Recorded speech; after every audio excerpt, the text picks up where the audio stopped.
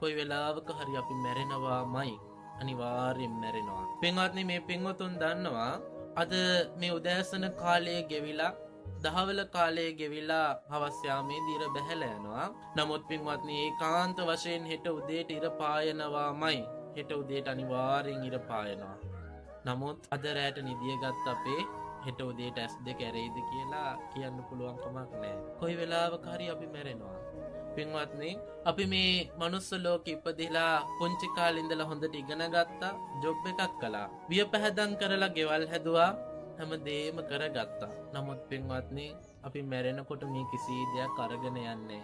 ඉගෙනගත්ත දැනුමත් තියලා ඉගෙනගෙන කරපු ජොබ් එකක් මිහි පිට තියලා හරි හම්බ කරපු සියලු දේ මිහි පිට තියලා දහස් ගණන් කෝටි ගණන් වියදම් කරලා හදපු ගෙවල් මිහි පිට තියලා පිනයි පවයි කියන දෙක අරගෙන අපි තව තැනකට යනවා. එතන ගියාට පස්සේ පින්වත්නි තව තැනක ආයේ මිනිස්සෙක් වෙලා ඉපදුනොත් අපි නැවත මිනිස්සෙක් වුණොත් ඔය කරපු සියල්ල ආයේ අපි නැවත මුල ඉඳලා කරන්න ඕනේ.